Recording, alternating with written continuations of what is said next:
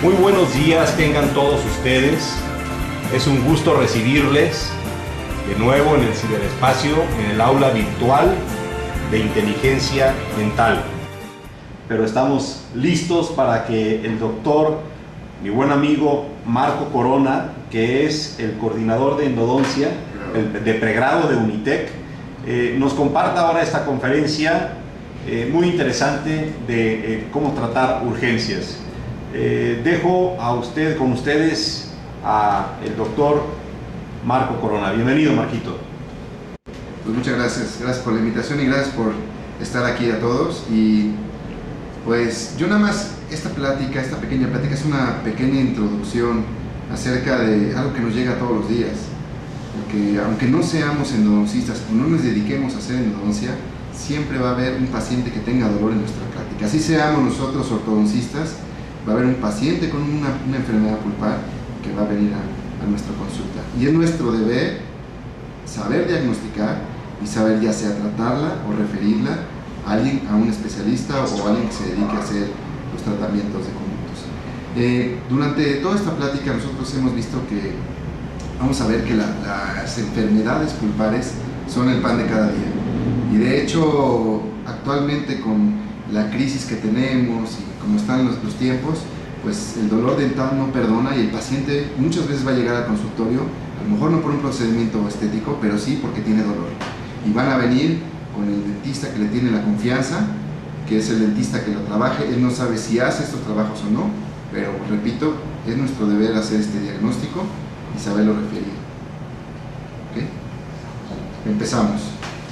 Aquí pues me dejaron el auditorio un poquito calientito aquí con el doctor Mitrani, que bueno, pues ya no tengo más que decirles, y agradecerle al doctor sus palabras. Y un tema que es pues bastante complicado, bastante socorrido, porque es una cuestión que seamos endodoncistas o no, lo sí es que somos cirujanos dentistas y siempre vamos a tener este tipo de urgencias, así seamos ortodoncistas o nos dediquemos a la rehabilitación, siempre vamos a tener este tipo de problemas, ¿no? De distancias más bien. Y como todo, pues siempre el diagnóstico es muy importante, sobre todo en endodoncia, y a veces es muy complicado hacer un correcto diagnóstico, pues por el simple hecho de que el dolor es una cosa bastante subjetiva. Y cabe mencionar que el hecho de tener una cuestión de dolor, pues siempre es muy desagradable. El paciente pues va a llegar no del mejor humor y generalmente va a buscar a quien más confianza le tiene, que es el dentista de su dentista, como digamos, de cabecera. Sea endodoncista o no, se dedique a hacer tratamientos de conductos o tratamiento de enfermedades pulpares, pues siempre va a recurrir al dentista de práctica general. Y como dentista de práctica general, implantólogo, etcétera, pues es nuestro deber diagnosticar y saber referir o tratar este tipo de instancias. La incidencia del dolor, pues el tipo de dolor siempre es un poquito subjetivo. De hecho, hay un estudio que se realizó hace algunos años en donde el 21.6% de los adultos en los Estados Unidos tuvo dolor en esos 6 meses, un dolor orofacial. Alguno fue dental, pero la gran mayoría no fue al dentista, no fue a tratamiento. ¿Por qué? Por el miedo al dentista, por el miedo que siempre tenemos al dentista. Yo recuerdo a mis compañeros de la prepa, cuando yo estaba estudiando odontología, me decían que qué materias llevaba, si llevaba introducción a la tortura o lo que era la historia de la Santa Inquisición, y generalmente eso siempre relaciona al dentista a dolor, y es nuestro deber pues tratar de ir cambiando ese tipo de problemas, ¿no? Los pacientes luego llegan y dicen no sentí nada, se van muy contentos y luego vienen más nerviosos por el miedo al dolor, a lo desconocido. Y así es como nos ven muchos los dentistas, ¿no? Perdón, los pacientes. Una aguja, que tenemos la aguja más delgadita, los pacientes luego no nos creen, que es la agujita más delgada que tenemos, que existe, y ellos lo ven pues muy grande. Cuando nosotros nos topamos con algo, como un dolor que no sabemos diagnosticar, esos dolores que pues, el paciente está con mucha molestia y ustedes están más confundidos, nosotros estamos más confundidos que el paciente, y nos topamos, por ejemplo, con este ejemplo que yo pongo de la frontera entre Israel y Palestina, donde está escrito en 3 idiomas, porque si uno no entiende lo que dice ahí, uno acaba como coladera. Hay que bajar la velocidad, pararse y hacer el cruce, ¿no? Entonces igual nosotros en nuestra práctica nos toca, si yo no sé a lo que me estoy enfrentando, pues se vale buscar apoyo, libros, artículos con otros especialistas, pero siempre buscar apoyo, tratar de evitar querer hacer algo por ayudar al paciente, que haya un mal tratamiento por querer yo, que va a decir el paciente, no va a hacer nada, no, el paciente va a decir que no le estoy haciendo nada, pues lo mejor es hacer un correcto diagnóstico y ya veré si yo lo atiendo o no. En la historia médica, yo les voy a recomendar a las personas que no están muy empapados, que no ha tenido mucha relación últimamente con lo que es la endodoncia, los tratamientos de conductos, está Las vías de la pulpa del Dr. Cohen, que es un excelente libro de texto, en donde viene de forma muy explícita, muy bien explicado todo este tipo de tratamientos, está actualizado. Entonces, es muy importante ver a qué viene el paciente. Y pues en tiempo de crisis y en tiempo en donde la cuestión no es tan dura, pues el paciente cuando tiene dolor, pues va a ir al dentista. A lo mejor no van a ir con el doctor Mitrone que le rehabiliten y le pongan todos bueno, cuando el dolor es siempre la prioridad, ¿no? Pero cuando tenemos la historia de que el paciente tiene dolor, y hay veces que el paciente uno le pregunta, y no, tengo 6 meses o tengo una semana, pero ya el dolor es tan intenso que ya no lo aguanto, y entonces es cuando está en el consultorio. Entonces vamos a preguntar de cuándo viene ese dolor, cómo es el dolor, y recuerden que el dolor es completamente subjetivo, entonces yo tengo que, de cierta forma, llegar a algo que yo pueda medir, algo medible, y para eso están mis pruebas de sensibilidad y yo lo que pueda medir con sondeo, etc. Una vez que yo llevo un diagnóstico definitivo, está establecido en los libros de texto que por lo menos debo llegar a un 90% de exactitud diagnóstica antes de ponerme yo a hacer un tratamiento, ¿no? Si no estoy un 90% certero de que está bien mi diagnóstico, no debo yo de meterme a hacer algún tratamiento. Entonces, el dolor, el paciente trae dolor en este momento, ¿sí? Está tomando algún medicamento. Ustedes saben que los pacientes luego se toman toda una farmacia y ya no tienen dolor. Igual que cuando el coche trae un ruidito, lo llevamos al mecánico, se le quitó el ruidito mágicamente cuando llegamos al dentista. Pero ojo, cuando el paciente tiene mucho dolor, y es el primer aviso, y puede de ahí despertarse. Siempre pasa sábado en la noche, 15 de septiembre, el paciente está en un grito de dolor, no precisamente de festejando México. Entonces, lo más importante en cuestión de diagnóstico es reproducir el dolor del motivo de la consulta. Si el paciente le duele con frío, yo tengo que reproducir ese dolor con frío, ¿okay? Si el paciente le duele a la oclusión, tengo que reproducir ese dolor. Si yo no puedo reproducir ese dolor del motivo de la consulta, difícilmente voy a poder llegar a un correcto diagnóstico cuando el diagnóstico no está muy bien establecido. Esta es una fotografía del posgrado de endodoncia, y hay veces que pues nuestra vida cotidiana no estamos teniendo ahí al paciente sentado, pero no estamos escuchando, estamos pensando que ya tenemos el paciente, ya está sentado, ya tenemos otro paciente en la sala de espera, ¿sí? Ya este paciente que vino de emergencia ya nos vino a cambiar nuestra mañana, nuestra tarde. Entonces a veces no estamos escuchando al paciente y lo único que queremos es solucionarle el dolor, ojalá fuera con una varita mágica, pero pues a veces no lo tenemos. Entonces escuchar al paciente, y muchas veces el paciente viene enmascarado, ¿sí?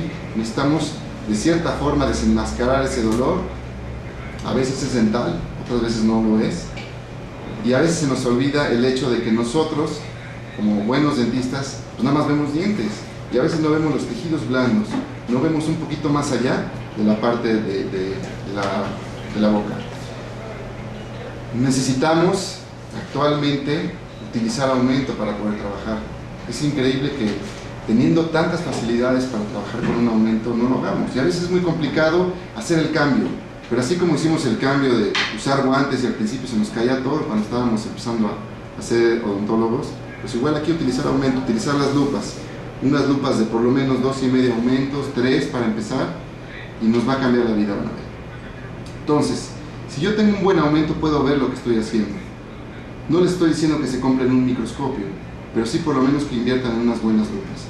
Antes nos decían que nuestros ojos estaban en nuestros dedos y que no veíamos nada.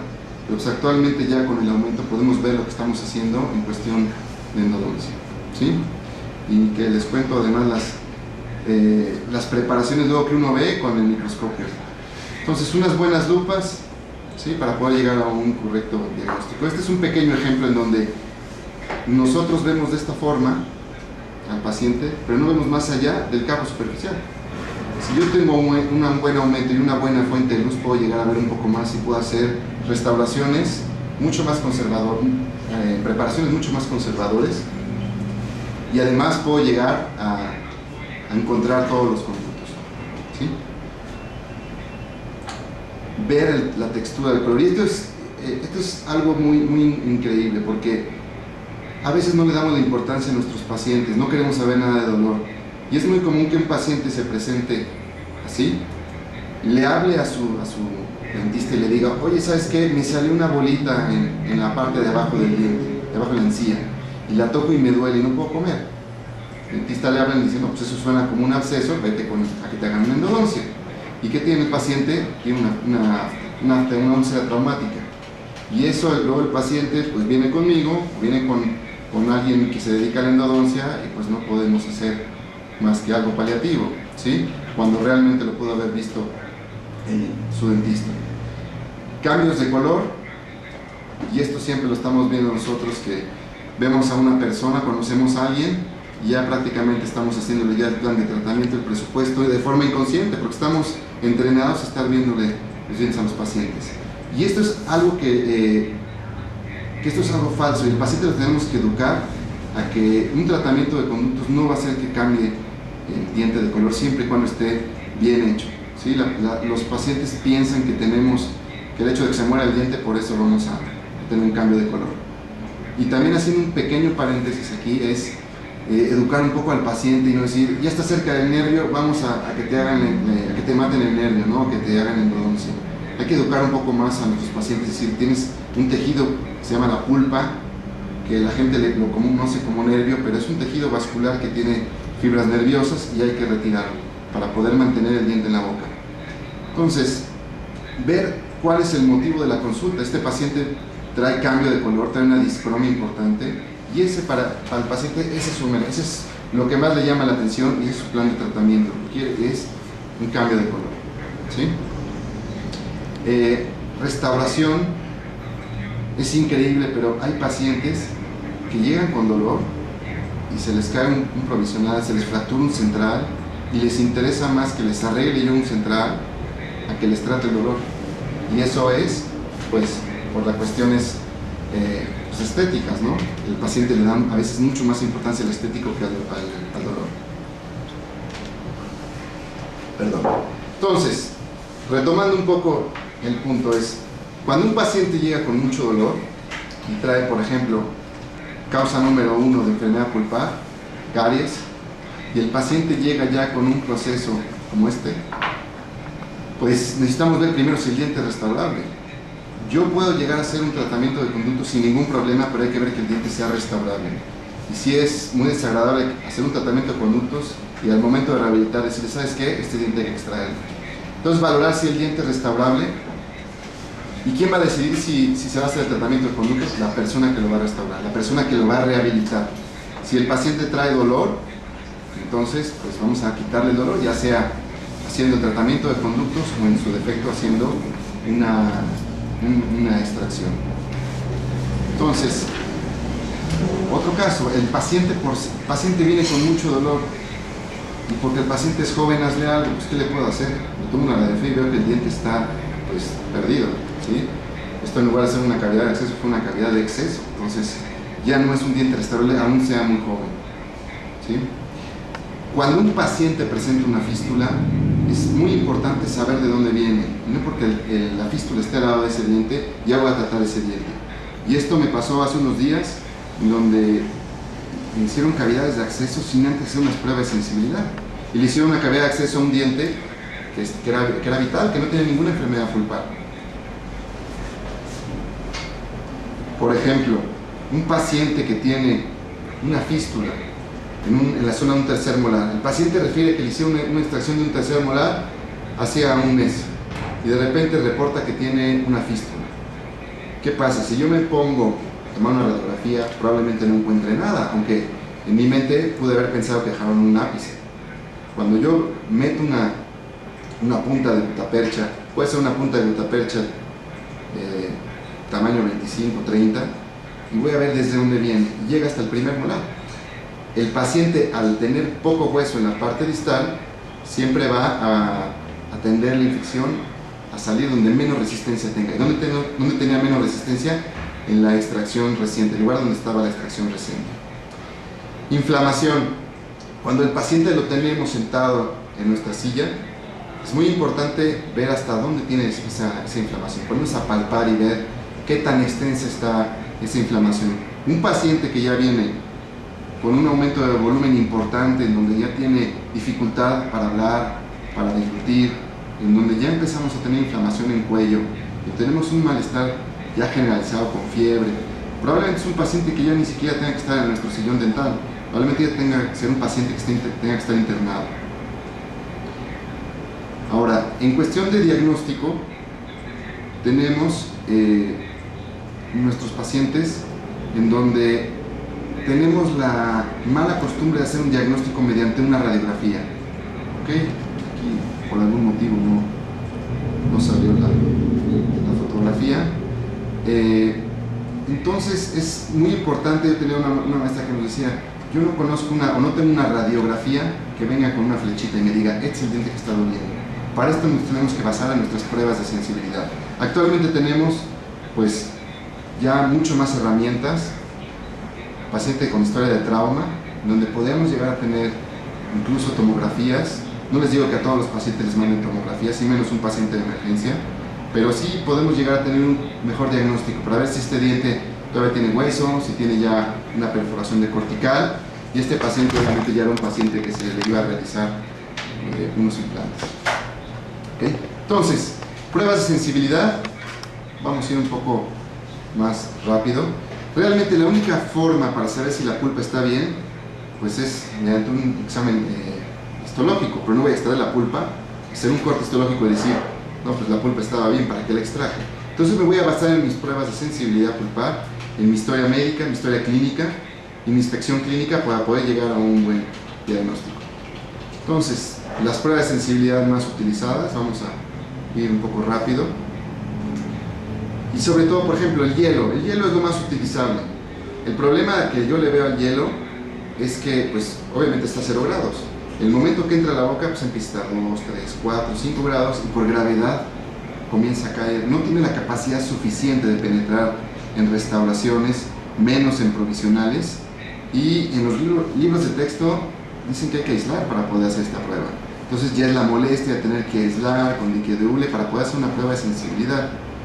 Entonces tenemos, así es como se preparan, y por gravedad empiezan a caer. Si yo tengo sospecha de que este diente tiene una necrosis pulpar y empieza a escurrir, tengo aquí márgenes expuestos o cuellos expuestos, pues me va a dar un falso positivo. Entonces, ¿aquí qué puedo llegar a hacer? Ya, gracias. ¿Qué puedo llegar a hacer? Existen otro tipo de pruebas. Otra cosa también muy importante, si de repente se va la luz, ya ven que aquí nunca se va la luz, y llega el paciente de las 8 o 9 de la mañana y no hubo luz, no hay hielo, no le voy a decir al paciente, aguánteme unas 2-3 horas a que se vuelva a formar el hielo para hacerle la prueba. Tenemos algunas otras alternativas, como viene siendo el cloruro de etilo, una prueba pues bastante sencilla, el tetrafluoretano, el famoso EndoEyes, donde lo vamos a colocar en una torundita y lo vamos a llevar a hacer nuestras pruebas de sensibilidad, de preferencia en el cuello, donde tenemos menos dentina. Y lo que voy aquí a valorar es la respuesta de un diente normal con el diente que yo creo que tengo problema. Y ahí voy a comparar la diferencia que hay de uno a otro. Puede ser que un diente esté ligeramente sensible, que responda ligeramente al frío, y los demás respondan inmediatamente. Puede ser que este diente ya tenga, esta pulpa ya empiece a entrar en un proceso de degeneración y por eso me dé ese tipo de respuesta. Tenemos otro como el dióxido de carbono, que lo tenemos ahí en la universidad, en Unitec, en donde pues es el famoso hielito de las quinceañeras. Este hielito se condensa el dióxido de carbono en un aplicador, en un lápiz, y se lleva a los cuellos. Este tiene la capacidad de penetrar incluso en provisionales.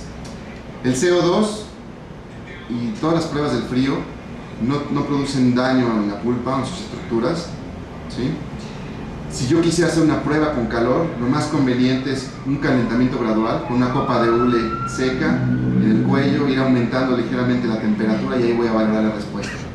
Si yo lo hago con un instrumento caliente como modelina, gutapercha, puedo llegar a destruir, entonces sí, a dañar la pulpa. Si tengo la pulpa ligeramente inflamada, entonces la voy a llegar a destruir.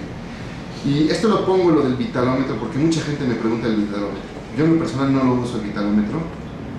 El vitalómetro, para la gente que no está familiarizada, es un aparato que emite electricidad y a través de esa electricidad me da una respuesta de la pulpa. En los estudios, en los últimos estudios se ha visto que si lo vamos a utilizar, lo tenemos que utilizar junto con el frío. Palpación, una prueba maravillosa para ver cómo está la parte apical de los dientes y así puedo llegar a ver si hay algún aumento del volumen o hay una falta de cortical en donde se pueda palpar algún tipo de depresión. Igual movilidad ya todo el mundo sabe, la tenemos que hacer no con la yema del dedo para no darnos una falsa visibilidad cuando se deprime el dedo. Percusión, lo único que me va a decir es que tengo yo inflamación del ligamento periodontal, no sé si es pulpar o periodontal. Anteriormente nos decían que si era horizontal, era periodontal, y si era vertical, pues era pulpar. Actualmente ya no se utiliza este tipo de clasificación, es muy difícil que el ligamento, unas fibras sí respondan y las otras no, cuando el diente está completamente recubierto de fibras. Muy importante el sondeo, y a veces somos dientólogos, como nos decían, dentistas, y se nos olvidan los tejidos de soporte. Con una evaluación periodontal, con una sondita yo puedo diagnosticar a lo mejor una fisura, y ese es el motivo del dolor del paciente, ¿sí? Y evitar hacer una endodoncia, una restauración, cuando puedo yo diagnosticar una fisura con una sonda periodontal. Pronóstico de este diente, ¿sí? No le voy a hacer un tratamiento de conductos aunque el paciente venga con dolor, porque ya el pronóstico es muy malo. El doctor Mitani siempre decía, se lo vamos a mandar a un doctor muy famoso que se llama el doctor Good, o sea, Goodbye. Las fisuras, actualmente en el mundo donde vivimos, en esta ciudad, pues tendemos a ver mucho más este tipo de padecimiento, las fisuras. Las fisuras son muy complicadas de diagnosticar. Cuando tenemos una cavidad de acceso, podemos auxiliarlos de algunos materiales como el azul de metileno para poder teñir estas fisuras y poder observar mejor estas fisuras. Y aquí cabe mencionar que necesito ver hasta dónde va a llegar la fisura. Si la fisura ya está en cámara pulpar, pues el diente ya prácticamente su pronóstico es muy malo. Si no ha llegado a cámara pulpar, pudiéramos restaurarlo con alguna corona, algo que abrace el diente, y aún así el pronóstico no es muy bueno. ¿Okay? Hay algunas fisuras que son mucho más complicadas de diagnosticar, en donde en el sondeo va a ser difícil diagnosticarlas. Y, por ejemplo, esta, ¿sí? En donde teníamos la sospecha de que el paciente tiene una fisura, el paciente tiene dolor a la percusión, el paciente ya se le hicieron 2 retratamientos y no se observa nada radiográficamente. Al momento de levantar un colgajo, se observa que hay una pérdida ya de la cortical y pues el diente está fisurado, llega ya justo hasta el margen de la corona, no hay nada más que hacer, ¿okay? Más que extraerlo. Algunas fracturas, cuando un tratamiento de conductos se restaura con una amalgama clase 1, pues si de por sí funciona como cuña, pues ahora después de un tratamiento de conductos no se recomienda y todavía lo seguimos viendo. Cuando tenemos alguna fractura, es muy importante ver hasta dónde llega esa fractura, eliminar el fragmento que está móvil, si en este caso lo podemos extraer, y ver si el diente es restaurable. Si el diente es restaurable y necesita el tratamiento de conductos, en ese momento podemos empezar, porque muchas de estas fracturas tienen una exposición pulpar. El paciente actualmente le molesta sobre todo por la parte móvil de la fractura. La evaluación oclusal, es muy importante ver el paciente la evaluación oclusal. En la escuela nos pasa que se menta una restauración estética y ya saben, el paciente empieza con dolor al día siguiente y empiezan a decir, ¿sabes qué? Ya la resina estaba muy cerca de pulpa, ya la pulpa ya ya está muy inflamada, necesita tratamiento de conductos. Y a veces nos olvida hacer lo más obvio, que es checar oclusión. Y a veces por las prisas, sobre todo en la universidad, se deja un poco alta la restauración y eso provoca dolor. ¿Sí? Entonces, primero checar la evaluación oclusal. Puntos altos, en donde el tratamiento es únicamente ajustar. ¿Sí? Vamos de lo más obvio, si se ajusta la oclusión y el paciente continúa con dolor, entonces sí ya hay un problema pulpar. La transiluminación nos va a ayudar para diagnosticar restauraciones mal ajustadas, caries, debajo de restauraciones, fracturas, fisuras, ¿sí? Idealmente con un LED lo podemos hacer, con una fibra óptica. Si no tenemos una fibra óptica lo podemos hacer con la misma lámpara de resina, obviamente protegidos con los lentes. Y no todo el dolor que tenemos en la parte orofacial es de origen dental. Uno de mis maestros me llevó hace unos años para que le terminara 2 endodoncias. Él tenía mucho dolor, le despulparon el molar inferior, seguía con dolor, le despulparon el molar inferior. Acuérdense que los peores pacientes somos nosotros y siempre queremos apresurarnos a que nos hagan algo. Nosotros no aguantamos, tómate este analgésico y vete a tu casa a ver qué pasa, ¿no? Entonces, este colega, el problema que tuvo fue un problema, una otitis tenía. Entonces ya que se empezó a ir más el dolor hacia la parte auditiva, hacia la parte posterior, fue con el otorrino, le dijo tienes una otitis y después vea que te atiendan los dientes. ¿Okay? A veces pacientes que viajan, pacientes pilotos aviadores, pacientes que tienen muchos vuelos, pacientes que tienen resfriado, tienen mucho dolor por esa presión que tienen en el seno maxilar y hace presión sobre las raíces de los molares superiores y premolares. Y esto se puede llegar a confundir también con una pulpitis. Es muy importante saber y diagnosticar este tipo de problemas. Dolores musculares. Los dolores musculares, sobre todo los dolores también de articulación temporomandibular, la disfunción de la articulación temporomandibular nos puede dar muchos falsos positivos y es muy común que los pacientes piensen que es un dolor, una pulpitis, y que se atiendan los dientes de forma pulpar y el paciente continúa con dolor. Entonces aquí son pacientes que el dolor generalmente ocurre más en la mañana o cuando están más estresados, pero sobre todo en la mañana cuando se despiertan el dolor es un dolor un poco difuso y hay que saber también diagnosticar mediante las pruebas de sensibilidad. Entonces, una vez que sabemos que es de origen dental, muchas veces nos ponemos a dar analgésicos a la forma discriminada, ¿no? Y eso es uno de los grandes errores, mandar analgésicos y tómate analgésico y nada más estamos enmascarando sin antes saber realmente de dónde viene. Un poco de repaso es ver a qué nivel actúan los fármacos, ¿sí? Recordemos todos nuestros mediadores químicos que intervienen en el dolor y en base al tipo de fármaco que voy a utilizar voy a ver a qué nivel va a actuar, ¿sí? Y no nada más mandarlo de forma indiscriminada. Un poquito por ejemplo, un paciente con una pulpitis reversible, el paciente que se le acaba de realizar un tratamiento operatorio, un paciente que se le cae una de las restauraciones, ¿sí? Donde tiene dentina expuesta y el paciente refiere dolor y que va aumentando, sobre todo a los cambios de temperatura. No es un dolor constante, no es un dolor pulsátil, no es un dolor que en las noches empieza a disparar, sino es un dolor que cuando el paciente tiene un estímulo como el frío o lavarse los dientes, se dispara y al quitar el estímulo se retira.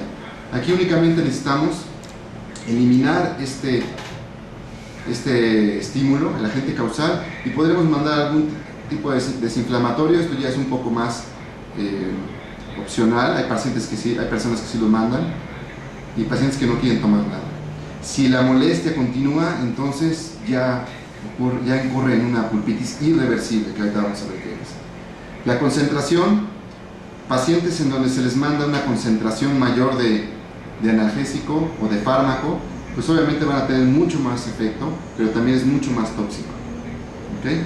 Entonces mucho cuidado también con las dosis, hay que saberlas manejar. El ibuprofeno es uno de los analgésicos antiinflamatorios que más se utilizan para el dolor post-endodóncico. estudios del doctor, por ejemplo, Hargraves, en donde maneja una dosis a 800 miligramos el primer día y después una dosis de 400 miligramos, y en donde él mismo decía, yo quería quitar la idea de que el dentista nada más sabe manejar el ibuprofeno, y se empezó a hacer el estudio con ketorolaco y con algunos otros tipos de antiinflamatorios de AINES, y se vio que el ibuprofeno sigue siendo de lo mejor. La pulpitis irreversible sintomática, esta es de la nueva clasificación, o ya, bueno, no tan nueva, ya tiene un par de años, de Goodman, en donde antes nos hacíamos bolas en el diagnóstico, pero ahora, por ejemplo, la pulpitis irreversible sintomática es el paciente que viene con mucho dolor, el diente no lo podemos ni tocar, a los estímulos el diente se dispara, ¿sí? En donde ya la pulpa ya no va a regresar a su estado normal, ¿sí? El paciente que necesita un vaso con agua fría para poderle quitar el dolor que lo despierta en las noches, ¿sí? El típico dolor que la gran mayoría nos ve, ¿ok? Entonces, generalmente las comunicaciones pulpares, ¿sí? Restauraciones profundas. Este es un ejemplo muy claro, esta es una fotografía que tomé con el microscopio y me llamó mucho la atención porque tengo el dique de hule verde y de repente veo aquí hule verde. Y dije, ¿qué es esto de hule verde? No se me rompió el dique. Lo que pasa es que este paciente, una preparación de cavidad muy profunda, al utilizar los anestésicos creamos una vasoconstricción de la cámara pulpar y no hay sangrado. A veces hacemos una comunicación pulpar y no nos damos cuenta. El momento de estar desgastando la limalla entra en esa comunicación pulpar y no se ve. Entonces, ¿qué pasa? Al momento de tomar la impresión, fluye el polivinilsiloxano, los materiales de impresión, y entran a la cámara pulpar. Y esa pulpa ya está en un proceso de degeneración. Pero pongo esta fotografía porque me llamó mucho la atención. Obviamente, cuando le dije al referidor, pues ni idea, ¿no? No se había dado cuenta. Entonces, este tipo de tratamiento está indicada la terapia con antibiótico, porque luego me dicen, ya le mandé amoxicilina, o ya le mandé, trae dolor, ya te lo mediqué. Y muchas veces este dolor es únicamente inflamatorio y no es necesario mandar antibióticos, ¿sí? No, el padecimiento es nada más inflamatorio. ¿Cómo podemos saber si es inflamatorio cuando la pulpa todavía está viva, cuando todavía está vital, cuando todavía me responden a mis pruebas de sensibilidad? Entonces, quitamos el lente de oclusión para evitar que siga lastimando, que siga estimulándose ese ligamento, y vamos a hacer el tratamiento de conductos y una terapia antiinflamatoria de ibuprofeno 800 miligramos cada 8 horas el primer día y 400 miligramos 2 días más, ¿sí? Ahora, esto también es un poco, ha sido controversial. ¿Se pudiera llegar a terminar el tratamiento de conductos en una sesión? Sí, se pudiera llegar a terminar. Se ha visto que el hecho de tener un dolor endodoncia es igual si se termina, se obtura o no se obtura en esa misma cita, siempre y cuando la pulpa esté vital. Cuando estos pacientes traen mucho dolor, podríamos llegar a modificar un poco nuestra técnica anestésica.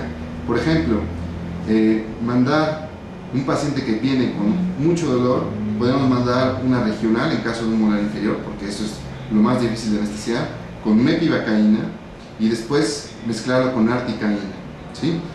Una anestesia intraligamentaria, y si no funciona, una anestesia intrapulpar. Y la anestesia intrapulpar es ya nuestro último recurso, y en cuanto podemos evitar hacerlo, pues hay que evitarlo. ¿Por qué? Porque pues, es muy molesto, y hay que avisarle al paciente y hay que saberla colocar. Realmente lo que va a hacer la anestesia intrapulpar va a ser la presión que se ejerce del líquido, no tanto el anestésico, ¿sí? Si no tenemos una presión en esa pulpa, lo único que vamos a hacer es estar picoteando al paciente y vamos a estar lastimando al paciente. Podemos colocar la aguja, podemos colocar una torunda para hacer presión en esa cavidad de acceso y que el paciente, avisarle al paciente que va a sentir algo, ¿sí? Yo nunca le he sentido, la verdad.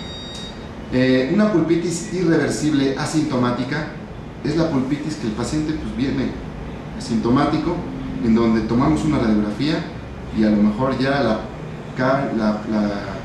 cavidad ya está prácticamente en pulpa, ya el paciente se le ha indicado que por prótesis hay que hacerle el tratamiento de conductos, porque el momento que yo quite la restauración voy a llegar a pulpa, ¿sí? Entonces, se le conoce como pulpitis irreversible asintomática y es, por ejemplo, esto es un ejemplo, el paciente no trae nada de dolor, pero yo sé que si elimino este tejido reblandecido, es muy probable que llegue a la cámara pulpar, ¿sí? Entonces, hay que hacer el tratamiento de conductos. Estos pacientes luego se nos complica un poco porque si no lo sabemos manejar adecuadamente se nos pueden exacerbar y es cuando el paciente viene molesto. Yo no me dolía, ¿por qué me van a hacer la endodoncia? Ahora me duele, ¿sí? Entonces, estos pacientes, ahorita vamos a ver si lo podemos hacer en una sola cita o no. La mepivacaína es sin vasoconstrictor. Viendo la pregunta que me hicieron. Ya al final les vamos a responder las preguntas. Ok, en esta está indicada la terapia con antibiótico. Pues no. No está indicada el tratamiento con antibiótico hablando de un paciente sano, un paciente que no está inmunocomprometido ni nada por el estilo. ¿Ok? Únicamente hacer el tratamiento de conductos, quitar el diente de oclusión, mandar ibuprofeno 800 miligramos cada 8 horas el primer día y después 400 miligramos, nada más. ¿Sí? Podríamos mandar a lo mejor duricina, ketorolaco, hay personas que les gusta, ¿sí? Y podríamos llegar a terminar, este paciente que tiene una pulpa vital, podríamos llegar a terminar un tratamiento de conductas en una sola sesión, ¿sí? Sin ningún problema.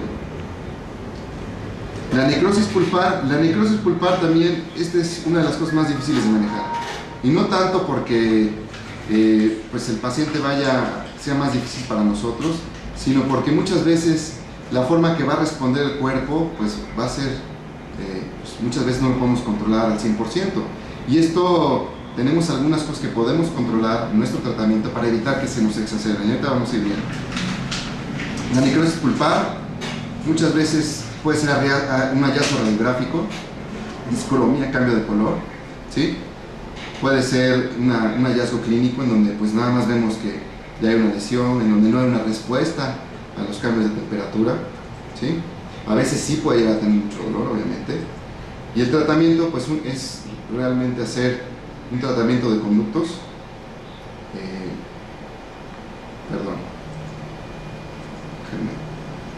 podemos hacer un tratamiento de conductos, se puede hacer en una sola sesión, aunque no, yo no estoy muy de acuerdo.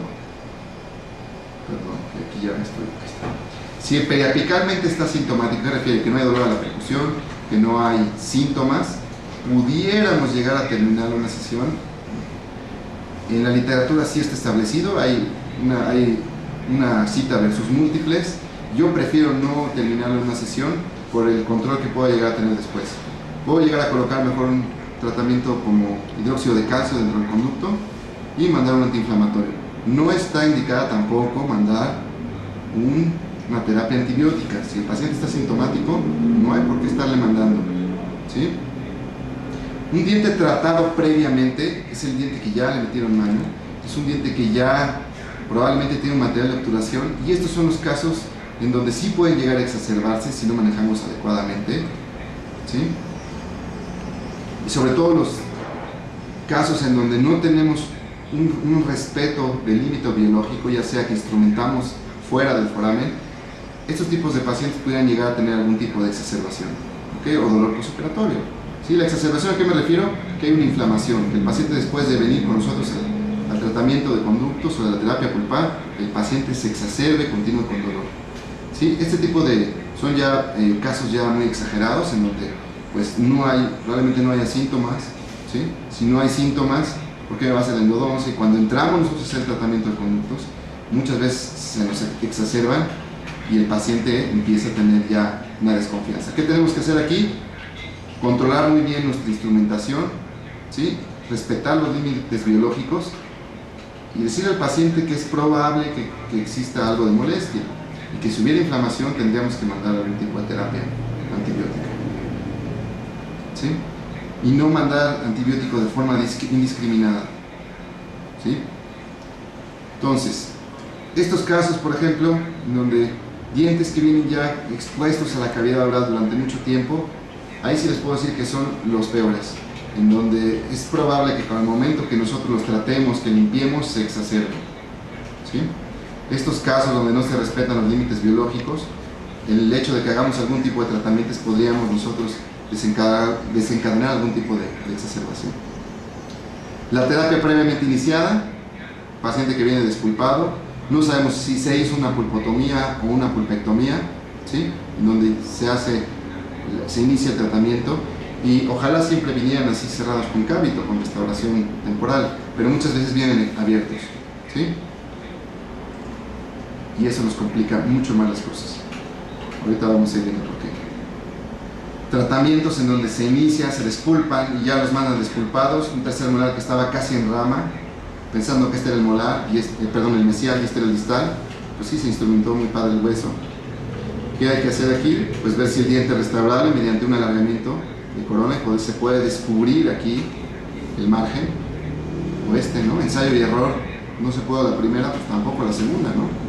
Probablemente aquí tenga que practicar un poquito más la persona que hace la cavidad de acceso, ¿no?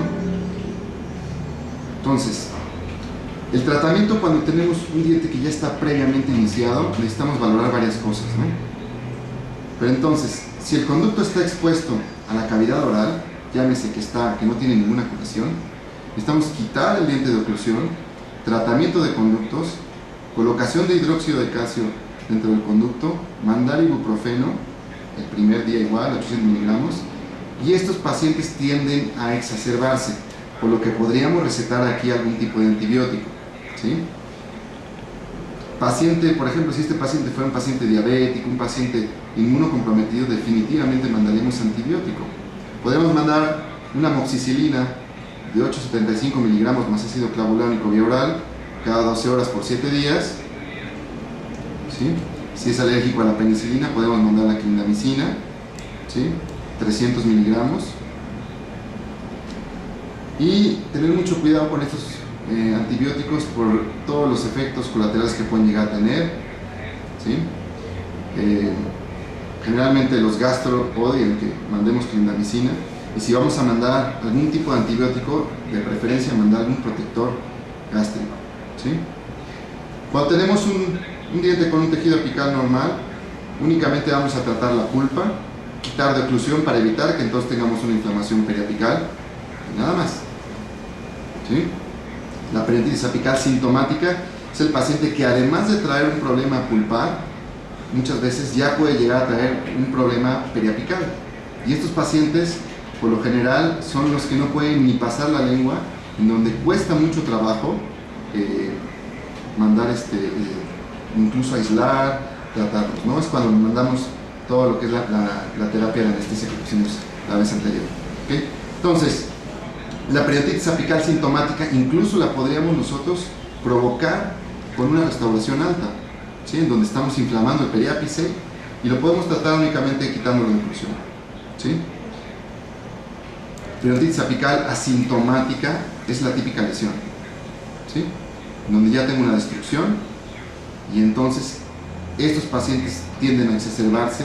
Si yo al momento de instrumentar tengo pasada mi lima, tomo la radiografía y veo 2-3 milímetros, puedo llegar a tener dolor postoperatorio, definitivamente. Puedo tener una exacerbación de mi paciente, probablemente pueda llegar a tener. En estos casos, valdría la pena mandar antibiótico. Hay que valorar qué tanto se pasó, pero podrían llegar a mandar antibiótico. El absceso apical agudo es cuando tenemos la típica inflamación, una inflamación rápida. El paciente viene, de repente amaneció con la cara inflamada, la cara hinchada, ¿sí? Y esto es por lo que vienen a la consulta. Ahora, una exacerbación. Quiero hacer una pequeña pausa aquí. La exacerbación, si yo voy a instrumentar el conducto, tengo que respetar siempre mi límite biológico. ¿Cómo lo voy a hacer?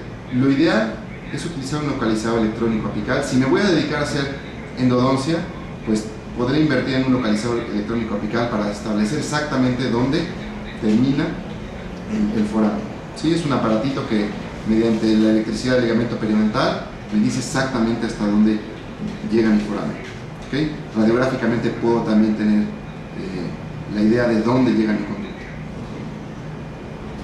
Una también exacerbación. Hace unos días me llegó un paciente exacerbado porque le iniciaron una terapia pulpar, una terapia, un tratamiento de conductos. El paciente estaba sintomático, pero al momento de estar eliminando caries, tejido reblandecido, llegaron a pulpa, despulparon nada más el palatino y lo dejaron así. no se realizó una cavidad de acceso con dique de hule.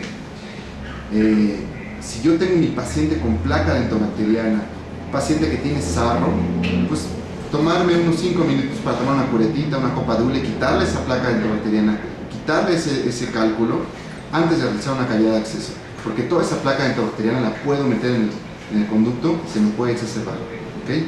Las limas que no estén esterilizadas también pueden exacerbarme este paciente, ¿sí? También, si yo voy a hacer mi cavidad de acceso, eliminar todo el tejido reblandecido, quitar toda la caries que hay. No puedo llegar a hacer una cavidad de acceso con caries porque entonces sí estoy inoculando todas esas bacterias dentro del conducto. Y bueno, dique de hule, eso es, hay que usar dique de hule a fuerza, ¿sí?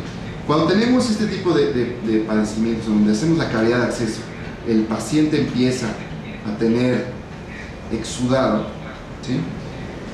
Pues el paciente obviamente va a descansar, y nosotros también. Y algo muy simpático, que bueno, no simpático, porque el paciente, créanme que no lo estaba pasando bien, pero hace unos días me pasó un paciente que llegó con los dos centrales con la cavidad de acceso. Uno estaba perforado y el otro tenía el intento de la cavidad de acceso en una corona que tenía un poste. Entonces, pues yo creo que ni radiografía tomaron, y a veces hacer la cavidad de acceso esperando tener este resultado sin tener la adecuada cuidado, pues provoca más errores, ¿no? Entonces, aislar el diente, ¿sí? Y vamos a ver un pequeño ejemplo. Un paciente que trae aumento de volumen en la parte anterior, un paciente que viene fondo de saco, aumento de volumen, cambio de color, una discromia en este diente, dolor a la percusión en este diente, una pequeña lesión apical, ¿sí? El paciente reporta haber tenido un trauma hace muchos años, y el paciente viene pues con aumento de volumen. Hacemos nuestra cavidad de acceso y tenemos el exudado, ¿okay? No voy a anestesiar en esa zona, claro que no voy a anestesiar directamente ahí porque puedo diseminar esa infección. Si quisiera anestesiar, voy a anestesiar a distancia, pero no voy a anestesiar ahí porque el dolor va a ser insoportable y puedo diseminar esa infección. Una vez que entro a la cavidad de acceso, voy a lavar con hipoclorito, lavar, oxigenar, y una vez que tomo mi longitud de trabajo, muy importante, cada vez que metamos una lima, saber hasta dónde entra y no empezar a despulpar con una radiografía, pongo la lima sobre la radiografía y despulpo con la crontometría aparente. No, hay que tomar una radiografía, usar localizador electrónico apical si es que se cuenta con él, y entonces establecer mi longitud de trabajo para poder hacer instrumentación biomecánica. Una vez que instrumento, puedo colocar hidróxido de calcio, un bactericida, ¿sí? Mucha irrigación con hipoclorito, y ¿qué creen? Vamos a cerrar el diente, ¿sí? ¿Por qué? Si yo dejo mi diente abierto, puedo llegar a tener más comida, va a entrar mucho más, va a entrar flora que no debería estar ahí, pero sobre todo la comida va a entrar. Es mejor hacer una incisión y drenaje en esa zona, en fondo de saco, lavamos, oxigenamos, podemos lavar con suero. Acuérdense que la gran mayoría de esas bacterias que están ahí son anaerobias. Si yo voy a lavar esa zona apical, voy a establecer una oxigenación en esa zona, voy a destruir más bacterias, va a ser mucho más controlado. A que, ejemplo, si yo voy a instrumentar, por ejemplo, un foramen de una raíz mesiobucal de un primer molar superior, ¿qué les gusta que le instrumentemos? Una lima 35-40, una lima 40 equivale a 0.40 centésimas de milímetro. Por 0.40 centésimas de milímetro, difícilmente voy a hacer que todo el exudado vaya a salir por ahí, ¿sí? Es más controlable una incisión y drenaje, ¿okay? Entonces, podemos mandar en estos casos antibiótico, igual amoxicilina, clindamicina, ¿sí? El protector, podemos mandar un omeprazol, ¿sí? Que lo tome antes de los medicamentos. Cuando el paciente viene muy agudizado, podríamos mezclarlo con metronidazol, los antibióticos, o podríamos mandar, además de, por ejemplo, la clindamicina, la ceftriaxona, el famoso Rozepin, intramuscular cada 24 horas, puede ser de 500 o de 1 gramo, pero solo cuando el paciente viene ya muy exacerbado, ¿okay? El absceso apical crónico es la descarga intermitente de pus. El paciente viene porque trae una bolita que puede ser que tenga meses, días, meses, años. El año pasado tenía un paciente una fístula de 17 años, ¿sí? Y los pacientes muchas veces aprenden a vivir con ella, pero hay que ver de dónde viene. A veces pueden ser intraorales, pueden ser extraorales, como en este caso. La paciente empezó a tener una descarga. Ella había referido que empezaron a hacer un tratamiento de conductos de un premolar. El paciente, el premolar estaba perforado, expuesto a la cavidad oral, y la paciente le dio un canino retenido que se infectó, ¿sí? Entonces al infectarse pues empieza a ver, ya se empieza a complicar. Esta paciente llegó al consultorio, lo único que hice drenar, y esta paciente pues obviamente ya era una paciente que yo podía manejar, era una paciente que ya se tuvo que ir a un hospital. Otra paciente que decía que cada vez que se sonaba le salía algo amarillo y le dolía, tenía como un barrito. Entonces seguir el trayecto y vemos que tiene una fístula que viene de un lateral. Esto lo iban a dejar para una sobredentadura, pero siempre va a buscar tener una salida a la infección, donde menos resistencia tenga, y puede ser extraoral, ¿sí? Este otro caso, una paciente muy joven, de 13 años, aumento de volumen, y vean, dentro de todo tuvo suerte que tuvo una salida submandibular, suerte si le podemos decir que no se le fue a vías aéreas, ¿sí? Digo, le va a quedar una cicatriz de por vida, ¿ok? Pero estos casos hay que tener mucho cuidado porque se pueden agudizar en cuestión de horas. La osteitis condensante es el típico caso en donde vemos una lesión de color blanca y no sabemos ni qué es, ¿sí? Generalmente viene de origen pulpar, y pues únicamente tratando el conducto, no hay que hacerle nada, ni cirugía, ni nada, ¿sí? Tratando el agente causal, que viene siendo el tratamiento de conductos. El granuloma, pues el granuloma por lo general, ¿qué es? Pues si ustedes no están familiarizados, así se ve una lesión, ¿sí? Esta es una lesión, esto es del posgrado de endodoncia, que hacemos cirugías apicales, en donde hubo una extrusión de material, hay una persistencia de la enfermedad periapical, y al momento de levantar el colgajo hay una destrucción de hueso, ¿sí? Este tratamiento obviamente pues, es quirúrgico, porque difícilmente por vía conducto podemos hacer una eliminación de esa percha que está causando una inflamación crónica. Quistes, definitivamente el quiste no se puede hacer un diagnóstico por radiográfico, únicamente histológico. Entonces, aquí en este caso se extrae el quiste, y el quiste al momento de extraerlo se manda a patología, ¿no? No puedo yo tener una imagen aquí y decir, esto es un quiste, ¿sí? Tengo la sospecha y mi diagnóstico diferencial puede ser un quiste inflamatorio, pero hasta que no se extrae y se manda a patología, no puedo estar yo 100% seguro. Y esto es un poquito desconcertante a la gente que hacemos endodoncia, porque muchas veces tenemos una lesión apical y no sabemos si es un quiste inflamatorio verdadero, como lo dice el doctor Nair, o en bolsa. En bolsa tiene comunicación con el conducto, que muchas veces el tratamiento del conducto se elimina, y el verdadero pues requeriría de una cirugía para poderlo eliminar, ¿sí? Entonces, estos casos son los casos más complicados, en donde el paciente tiene una sintomatología, trae prótesis y vienen con instrumentos separados. Aquí el paciente, el dolor no se le va a quitar a menos que liberemos la presión que está aquí. ¿Cómo podríamos quitar esta presión? Obviamente vía conducto, haciendo un tratamiento de limpieza en el conducto, y en caso de que no podamos realizarlo por, ya sea, hay un instrumento que está ahí que nos impida llegar al ápice, pues podríamos hacer una trepanación, ¿sí? Llegar a hacer una perforación de una incisión y hacer una perforación de la cortical para eliminar, para que haya una descarga de ese contenido. Sé que a veces es un poco complicado y requiere un poquito más de práctica, o la extracción del diente, ¿no? Pero finalmente yo creo que todos estamos de acuerdo que queremos preservar en lo posible las estructuras. Esto es de un referidor que cuando me manda casos nada más me pongo a temblar, y bueno, aquí se logró pasar una Gates Leiden, ya en la siguiente cita se puede llegar a eliminar.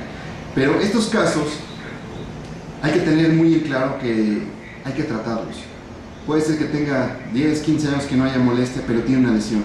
Y si hay algún cambio en este medio ambiente, entonces se va a exacerbar. Necesito yo de tal forma prever que el paciente tenga esos síntomas. Y si el paciente tiene los síntomas cuando yo estoy tratándolo, de una forma lo tengo controlado, porque ya tengo una vía directa al periapis. ¿Okay? Entonces, este otro caso del mismo referido, 1 o 2 limas, ¿no? ¿Por qué no me mandó este que estaba más tranquilo, ¿no? Pero bueno, ver si el diente es restaurable. Es un diente que ya tiene 2 limas.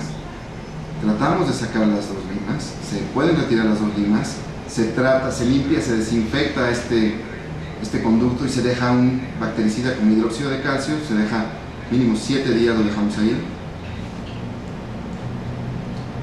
Y después ya podemos llegar a terminar el tratamiento sin mayor problemas. ¿Okay? Vamos a terminar aquí con la plática. Quiero también dedicarle un poco de tiempo a algunas respuestas. Esto es algo muy rápido, digo, en 1 hora es difícil manejar todas las enfermedades pulpares, todo lo que puede llegar a ver, pero es nada más una pequeña probadita de lo que pudiéramos llegar a tener en el consultorio. Y pues yo siempre les ando diciendo que traten de leer un poquito más, de siempre estar al día, porque aunque lo hayamos visto, a veces por no usarlo se nos olvida. ¿Okay? Cualquier duda que tengan, aquí está mi dirección, mi correo electrónico, y pues con todo gusto, y pues vamos a responder algunas preguntas. Creo que estamos justo a tiempo, ¿verdad?